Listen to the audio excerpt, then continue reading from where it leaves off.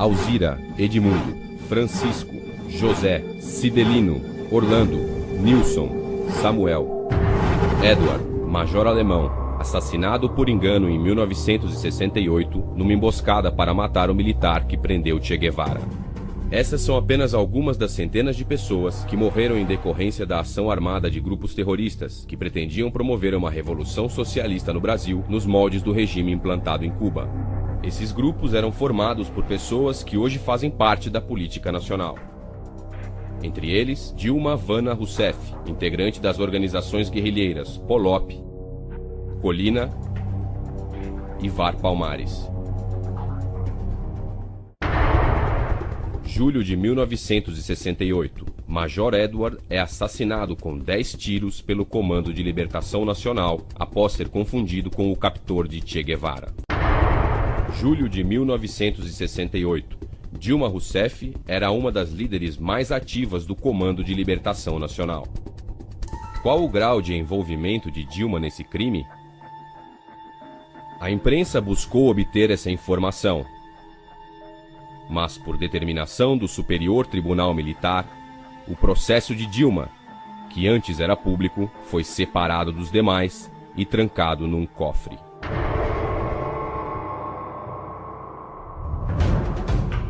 O Brasil tem o direito de saber qual a participação de Dilma nesse e nos demais crimes de roubo, sequestro e assassinato.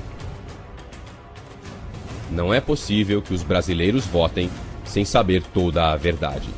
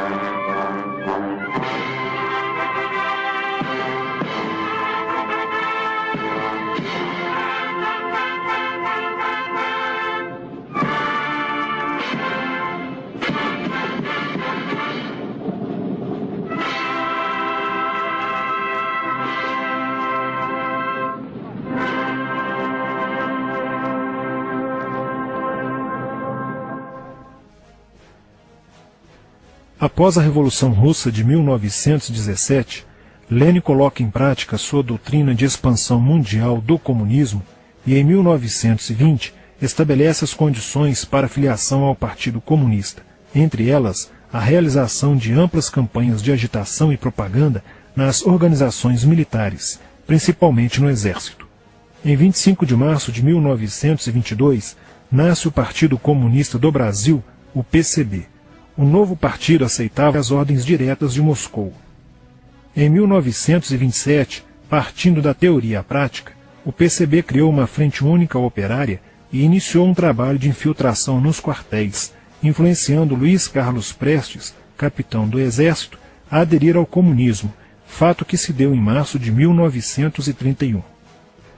Em abril de 1935, Prestes foi incumbido pela direção da Internacional Comunista de promover um levante armado no Brasil, O movimento tinha por objetivo derrubar o presidente Getúlio Vargas e tomar o poder. Liderados pela Aliança Nacional Libertadora, militares inclinados ao comunismo iniciaram a rebelião no dia 23 de novembro de 1935, dentro dos quartéis em várias partes do país. Mas devido à falta de organização dos ataques e à ausência do apoio popular, o exército derrotou os comunistas e evitou o golpe de Estado. Em seguida, Prestes é preso e perde a patente de capitão. Com o advento da Segunda Guerra Mundial e a invasão da Rússia pelos nazistas, a política exterior soviética muda e Stalin tenta ganhar o apoio das democracias ocidentais. O PCB redireciona sua política seguindo disciplinadamente a orientação de Moscou e apoia Getúlio Vargas. Após o final da Segunda Guerra Mundial, o PCB reinicia a agitação das massas populares e tenta desestabilizar o governo Dutra através de uma política conspirativa.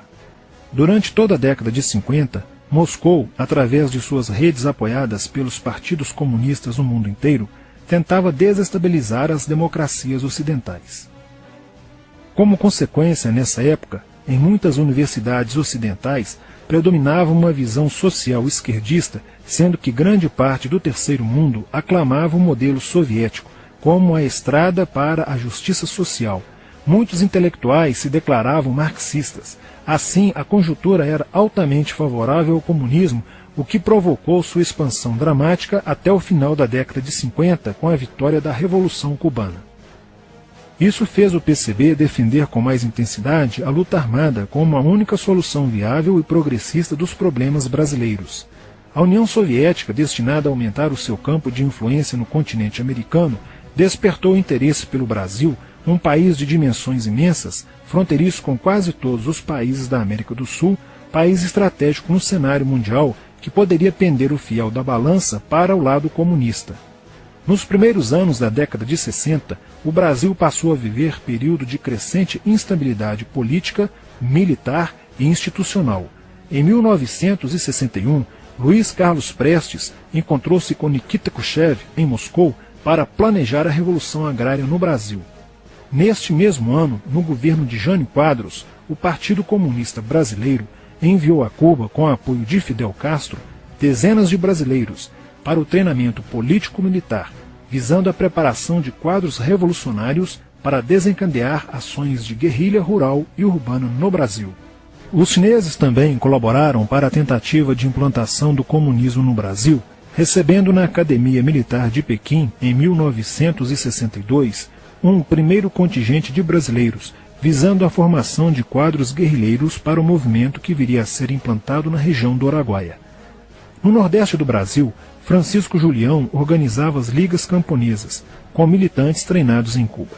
O apoio cubano concretizou-se no fornecimento de armas e dinheiro, além da compra de fazendas em Goiás, Acre, Bahia e Pernambuco, para funcionar como campos de treinamento. No dia 4 de dezembro de 1962, o jornal O Estado de São Paulo noticiou a descoberta e o desbaratamento de um campo de treinamento de guerrilha no estado de Goiás, em uma das 3 fazendas pertencentes às ligas camponesas. Enquanto isso, Goulart governava o país de uma forma pendular.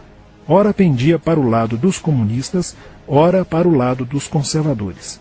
Em setembro de 1963, tudo indicava que o país caminhava para uma revolução de esquerda, principalmente com João Goulart apoiando a sindicalização de sargentos, promovendo a quebra da hierarquia e da disciplina nas Forças Armadas. Em 4 de outubro de 1963, Goulart solicita o estado de sítio ao Congresso Nacional, pelo prazo de 30 dias. A manobra foi repelida pelo Congresso e João Goulart passou a conduzir ações no sentido de implementar o projeto golpista que desaguaria em um regime totalitário de esquerda. Insuflado e orientado por seu cunhado Leonel Brizola, pregava a necessidade de reformas de base e a implantação de uma república sindicalista. Controlando o aparelho sindical, o governo promovia o grevismo, a anarquia e o caos. O país passou a viver dias de intranquilidade, estagnação econômica e inflação descontrolada.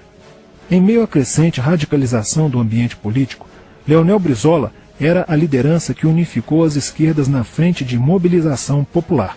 criando o grupo dos 11 companheiros para tomar o poder pela luta armada. Segundo Brizola, o grupo dos 11 seria a vanguarda avançada do movimento revolucionário, a exemplo da Guarda Vermelha da Revolução Socialista de 1917 na União Soviética. Alheio às críticas que lhe endereçavam militares e oposição civil, João Goulart e o PCB mantinham entendimentos constantes. No dia 13 de março de 1964, um comício realizado na Praça Central do Brasil, no Rio de Janeiro, ficou conhecido como a Comissão das Reformas. Mais de 100 mil pessoas participaram, pedindo a legalização do PCB e a entrega de armas ao povo para a luta armada. No palanque estavam João Goulart, Miguel Arraes e Leonel Brizola.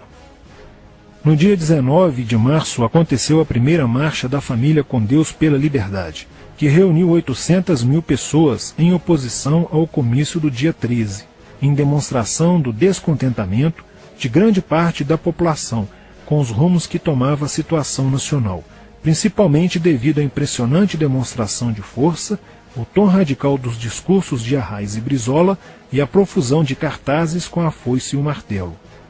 Em 20 de março, apoiados por Brizola e pela CGT, a Associação dos Marinheiros e Fuzileiros Navais do Brasil reuniu-se declarando um motim, dando origem a vários outros movimentos rebeldes no interior das Forças Armadas.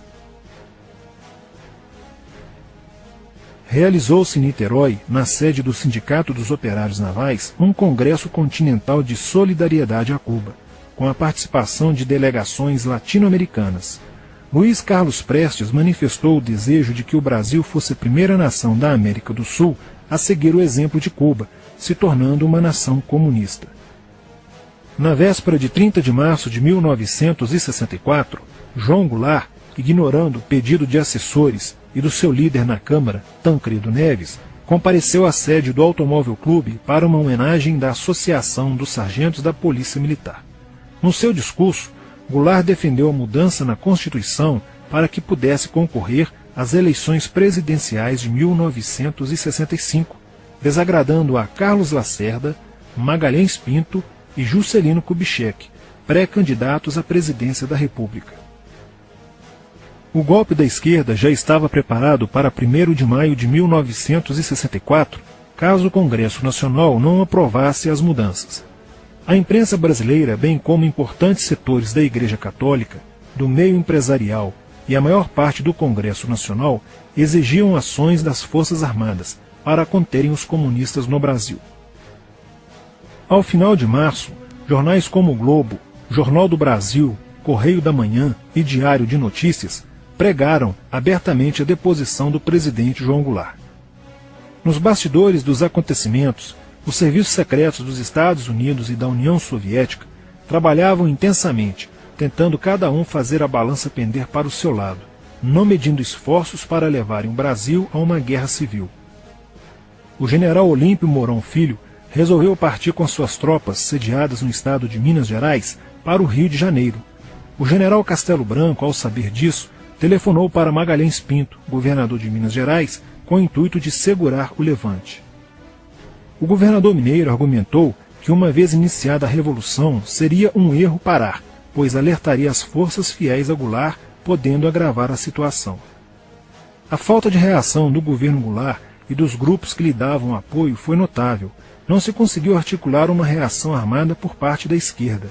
Também fracassou uma greve geral proposta pelo Comando Geral dos Trabalhadores, em apoio ao governo. João Goulart, em busca de segurança, viajou no dia 1º de abril do Rio de Janeiro, onde se encontrava no momento da Revolução, para Brasília, e em seguida para Porto Alegre, onde Leonel Brizola tentava organizar a resistência. Mas João Goulart desistiu de um confronto militar com os revolucionários e seguiu para o exílio no Uruguai. No dia 2 de abril, o presidente da Câmara dos Deputados, Ranieri Mazzilli, assume provisoriamente a presidência da República e mais de 1 milhão de pessoas lotaram as ruas e praças do país para comemorar a vitória. No dia 11 de abril de 1964, o Congresso Nacional se reuniu para eleger o novo presidente da República. O general Castelo Branco, aclamado por grande parte da sociedade brasileira, apoiado pela imprensa e por importantes setores da Igreja Católica, além de contar com a aprovação de grandes líderes políticos, entre eles Juscelino Kubitschek, precisava de 238 votos para ser eleito em primeiro turno, e acabou recebendo 361 votos. No dia 15 de abril, Castelo Branco assume a presidência da República, consolida a vitória sobre o movimento comunista e renova as esperanças do povo brasileiro de ter um país com dias melhores. Porém, a esquerda derrotada colocaria em cena, nos anos posteriores, Carlos Marighella, ideológico comunista e defensor da luta armada, que submeteria o povo brasileiro às ações mais obscuras da guerrilha, o terrorismo.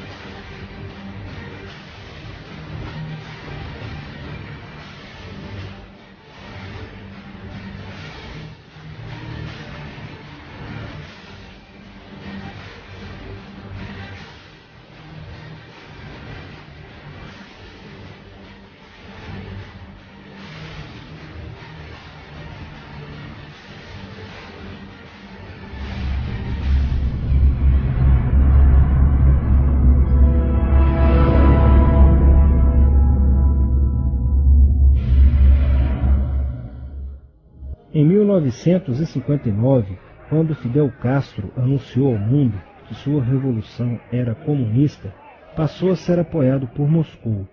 Com isso, a União Soviética iniciou uma campanha para dominar com a ideologia marxista a América Latina, onde os partidos comunistas formariam grupos de guerrilha armada com dinheiro soviético, repassado por Cuba.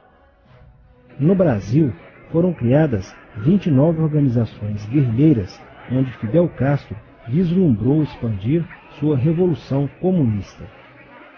Em 1961, o presidente do Brasil, Jânio Quadros, condecorou o guerrilheiro cubano Che Guevara com a Ordem do Cruzeiro do Sul, sem imaginar que 4 meses antes o Partido Comunista Brasileiro acertara com Fidel Castro o envio de jovens brasileiros para o treinamento de guerrilha em Cuba, com a finalidade de preparar quadros revolucionários que desencadeariam a luta armada no Brasil.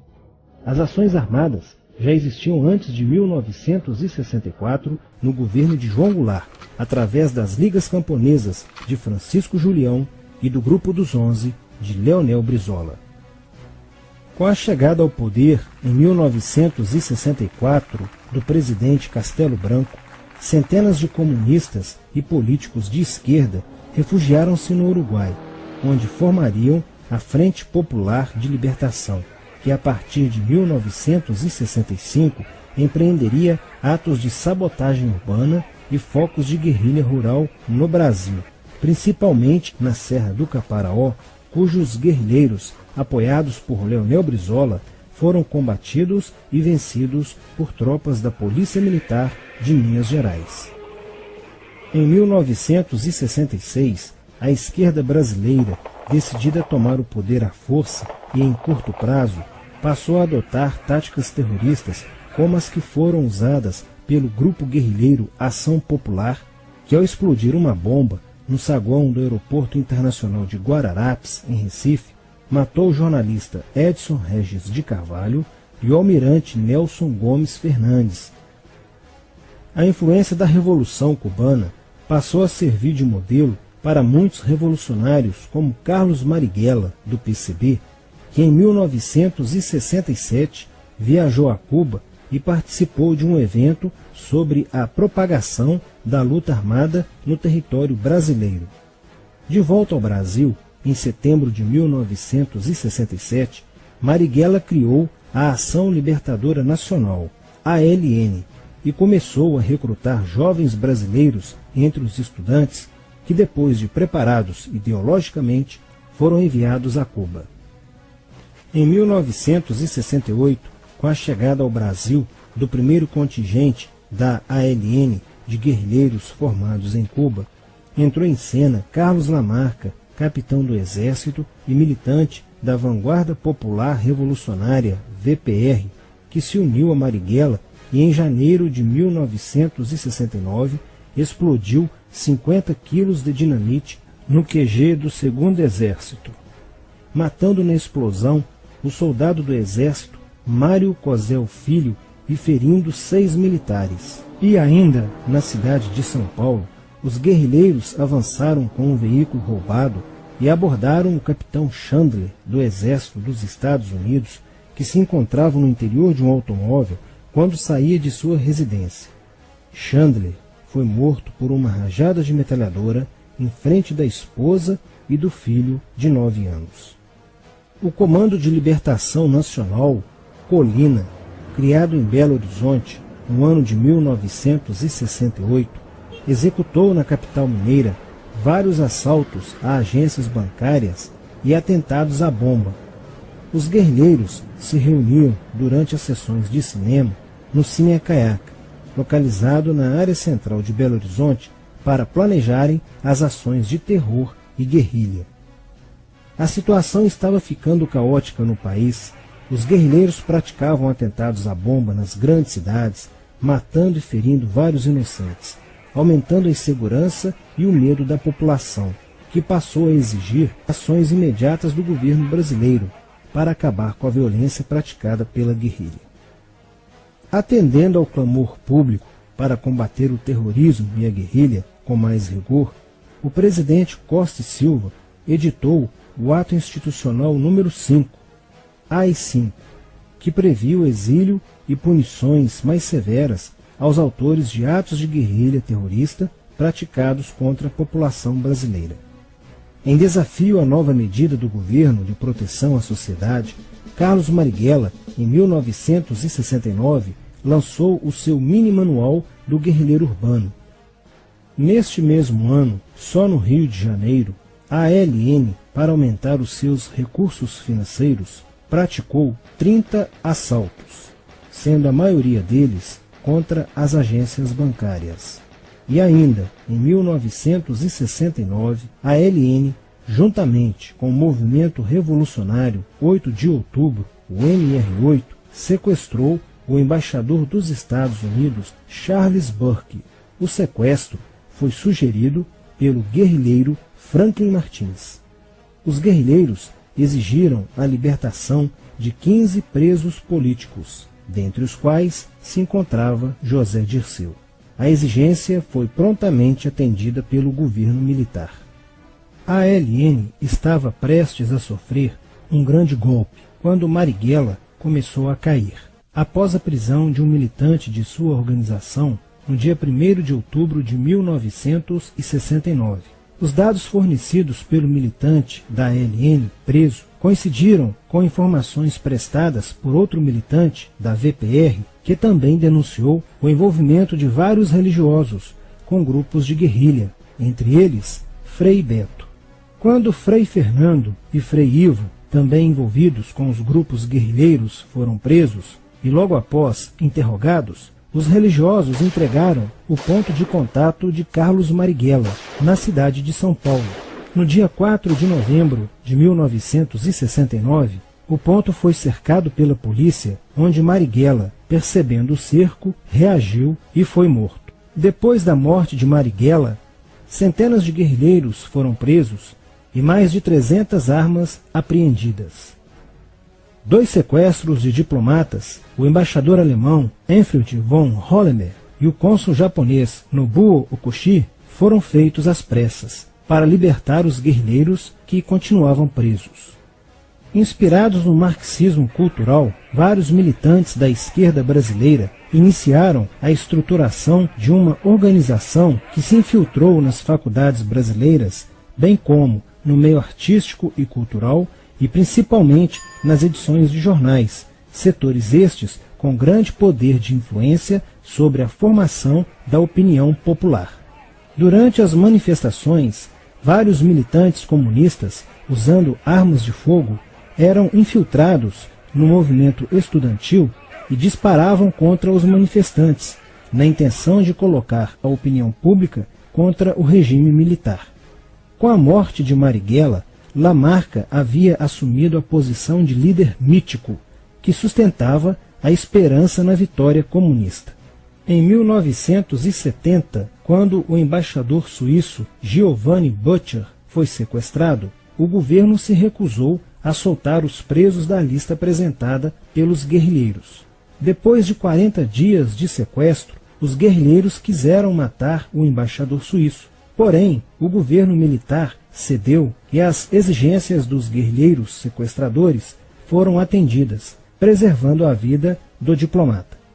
Na cidade de São Paulo, o cerco sobre a vanguarda popular revolucionária, liderada por Carlos Lamarca, estava se fechando.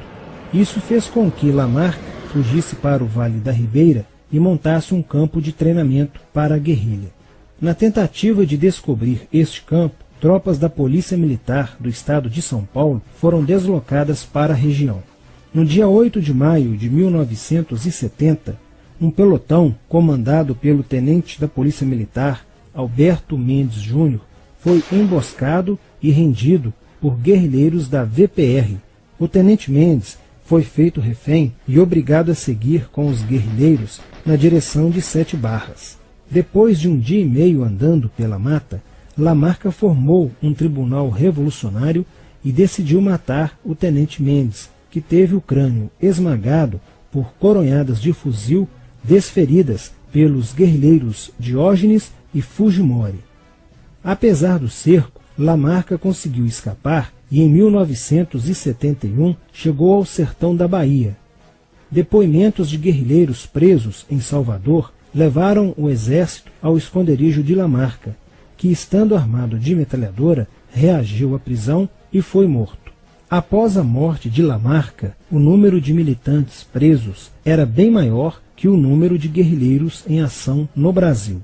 Os guerrilheiros, percebendo que o cerco estava se fechando, passaram a sequestrar aviões comerciais e obrigar o piloto a desviar para outro país, onde pudessem se exilar. 4 desses aviões foram desviados para Cuba. Os guerrilheiros comunistas estavam perdendo a guerra. Os militantes que abandonavam as armas eram acusados de traição nos tribunais vermelhos e executados pelos próprios companheiros, em atos de justiçamento. Já no início de 1971, o PCdoB conduzia o trabalho de campo na região do Araguaia, na divisa entre os estados de Goiás, Pará e Maranhão, com a missão de implantar um núcleo guerrilheiro que tinha por objetivo fomentar uma revolução socialista, onde centenas de guerrilheiros já haviam se estabelecido há pelo menos 6 anos. No início de abril de 1972, o presidente Médici enviou à região do Araguaia equipes especializadas em inteligência que, da busca do conhecimento sobre a atividade clandestina, logo efetuaram as primeiras prisões, entre elas a de José Genuíno, primeiro guerrilheiro preso no Araguaia. Logo após, o exército sofreu as suas primeiras baixas, ao ter um grupamento emboscado por elementos liderados por Oswaldo Orlando da Costa, conhecido por Oswaldão. Isso fez com que o exército passasse a empregar tropas convencionais que cercaram toda a região do Araguaia. Com a derrota cada vez mais próxima e com o total abandono logístico do PCdoB, ao qual os guerrilheiros foram relegados, sem armas, comida e remédios, vários militantes da guerrilha, encurralados, quiseram se entregar, mas foram mortos pelos próprios companheiros em atos de justiçamento.